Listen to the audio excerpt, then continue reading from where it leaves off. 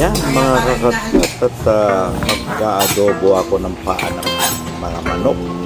At kailangan na putulin natin yung mga kuko at hatiin sa gitna. Kailangan malinis ito kasi paa yan. Paborito din ng mga anak ko to. Kaya abangan ang mga ginagawa ko. Kailangan malagyan mo ng asin saka suka para panlinis, pantanggal ng lansa. Tapos salualuin mo. May hinanda na rin akong pinakuluan kong tubig. May regado na rin yan. May sibuyas. Pakita mo yung nagyan na data. May bawang, may laurel, may onion. Para pampalambot lang. Na, may asin.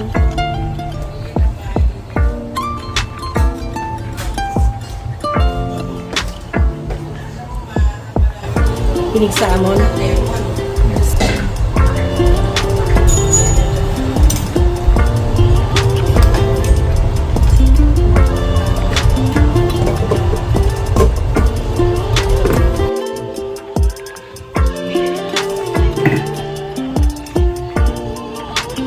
Kapag alam mo nang malambot yung paa, isalin mo na. Huwag mong isama yung sabaw kasi maalat yun. Tapos medyo i-dry mo, parang dry na adobo ang pagkakaluto ko dito.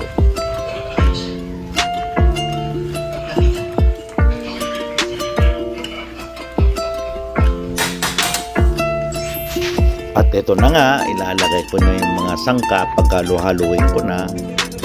Yan, paminta.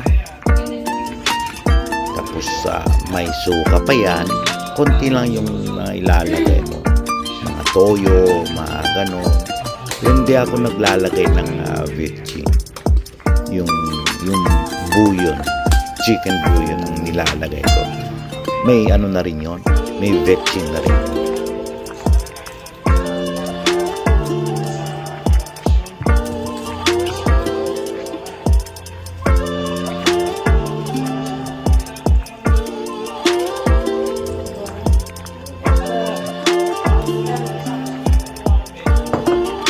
At haluin na rin natin para pantay ang pagkakadistribute ng mga sangkap.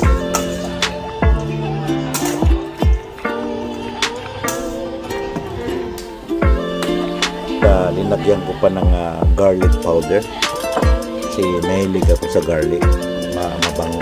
At ito na nga yung chicken bouillon, sasama ko na rin. Kunti lang ilalagay natin.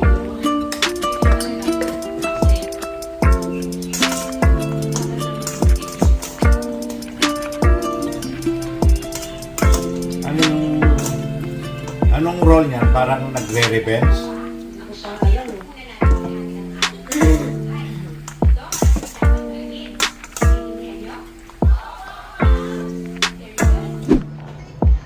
At naghanda na rin ako ng mga bawang, sibuyas, isang buong sibuyas yung nilagay ko. Tapos lalagyan ko pa yan ng luya pang patanggal ng lansa. Pero konti lang yung luya na nilagay ko.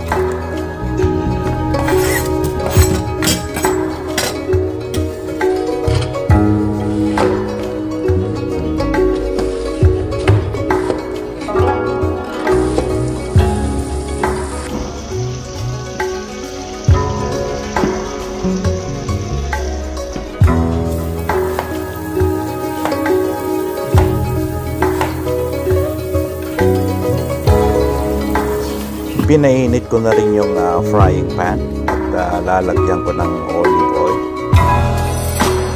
Konti lang ang ilalagay natin.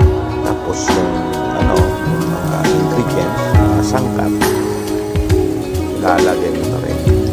Tapos halu-haluin mo hanggang sa malaman mong mabango na, doon mo malalaman na luto na yun.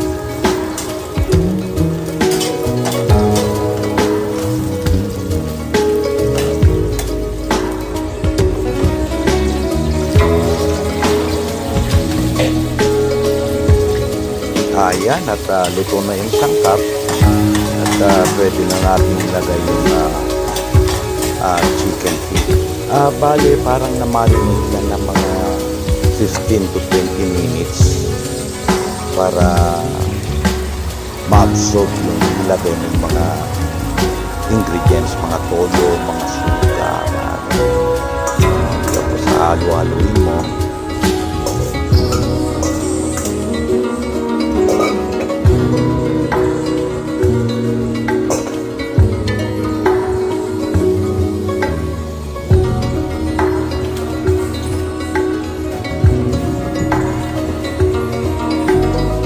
Pakuluan mo, tapos pagkatapos niyan tatakpan mo hanggang sa maluto. Tapos pag alam mo ng konti na yung sabaw, kaya mo na lang na kumulo ng slow cook para ma-dry yung yung sabaw. Ayan, luto na yung adobo kong chicken feet Adidas. Pwede nang kumain. Paborito ng mga anak ko to.